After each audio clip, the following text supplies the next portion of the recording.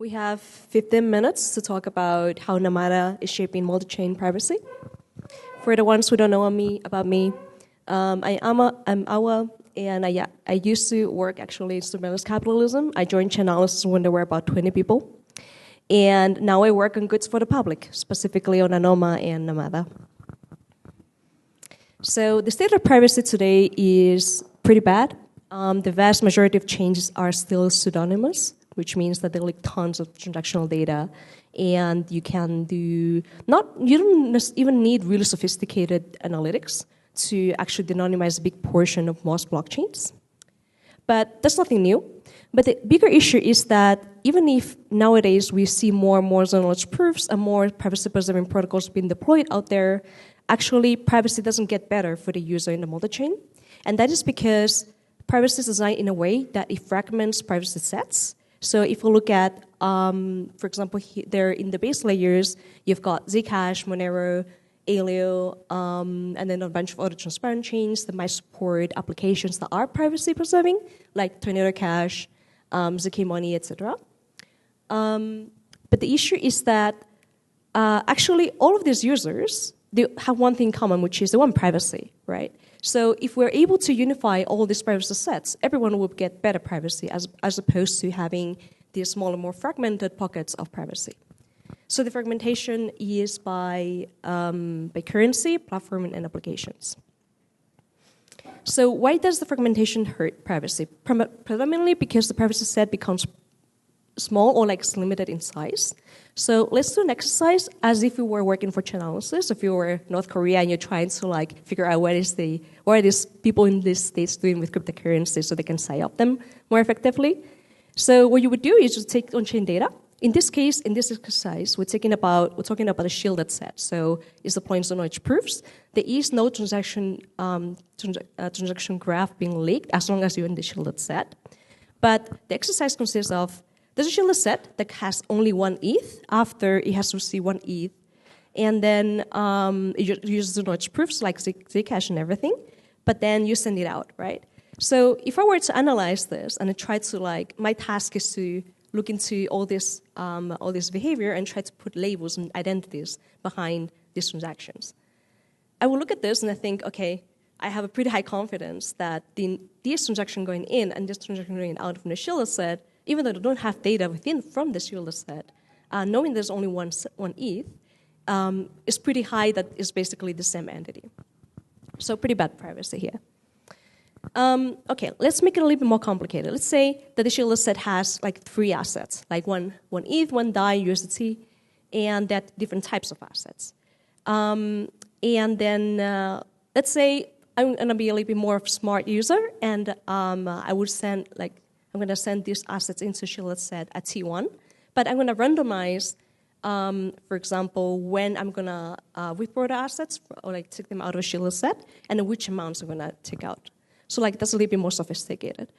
So from the analysis perspective, we'll look at this and say, okay, because the shielded set is actually really, really small, even in this case, this is oversimplified, of course, my confidence is pretty high that there's a direct correlation, direct link between these two entities that have transferred in, transferred out of the shielded set. Okay, here's another exercise. What's different here is that the shielded set is a lot larger. Let's say it has a large volume with different kinds of assets. Imagine a combination of fungible and non-fungible tokens, and it has large volumes.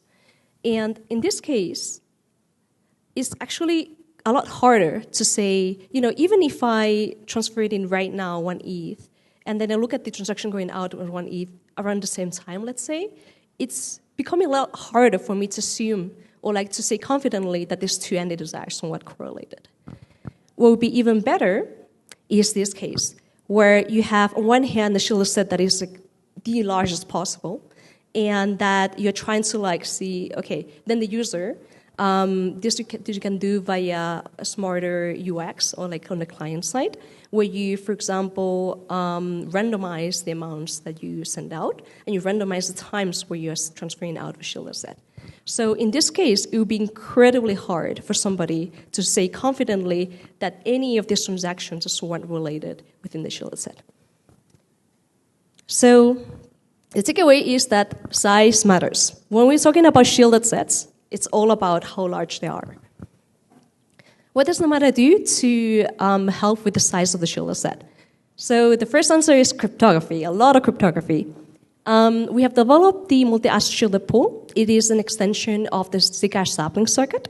And basically what it allows you is to have one shielded set for any kind of asset. So instead of having these individual pockets of smaller privacy sets, you can actually combine them all into one in a way where within the shielded set, a transfer of a, for example, a Gnosis token and a native NAM token, it will look completely indistinguishable. And the same thing will go for any NFT that is in the shielded set. It will look exactly like an ETH transfer.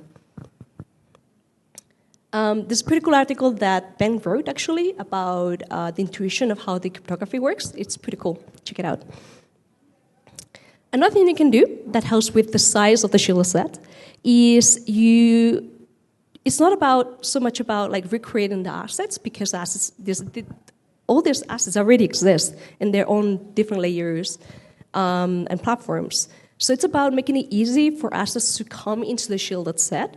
So with that in mind, Namada focuses a lot on being interoperable with other chains, but with the principle of not adding additional trust assumptions. So we always go for the approach of the minimal trust necessary and as permissionless as necessary. So with chains that support fast finality, some kind of BFT consensus, for example, Namada integrates with IBC. And actually any other chain that supports some kind of fast finality is compatible with IBC. So you get this native connectivity to Namada.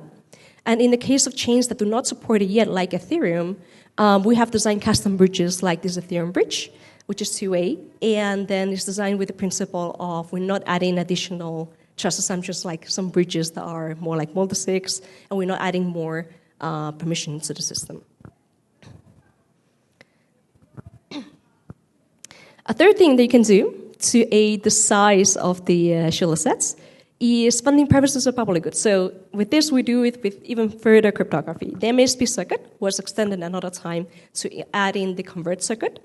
And this allows us to build cool features like basically a user that uses shielded set transactions will get a portion of the inflation as a reward.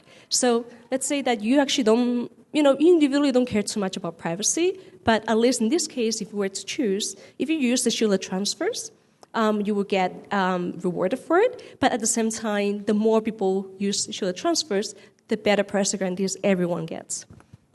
So that's the idea behind privacy as a public good. And yeah, this is designed with it's basically an instance of cryptoeconomics, shielded set rewards, and the target values.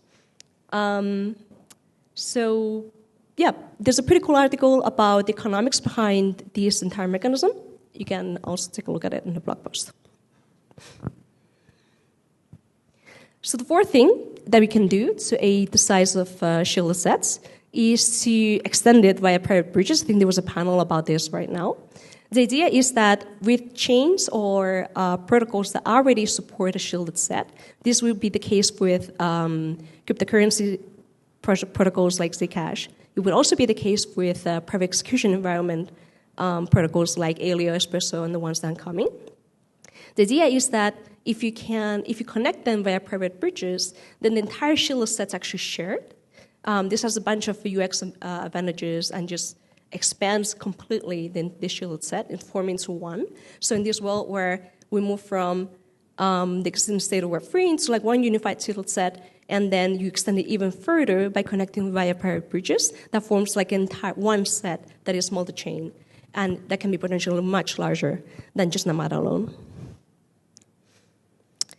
There's a lot more actually that I haven't spoken about how Namada can seed privacy, act as a private bridge, and shielded actions. Pretty cool feature. You can take a look at the blog post I wrote, which is Shaping Multi-Chain Privacy. So in a nutshell, the state of privacy is pretty bad. Privacy is being fragmented. There are small privacy sets. And that leads to very limited privacy for users, even though if horizontally we see more and more protocols and platforms that deploy privacy-preserving technologies and cryptography.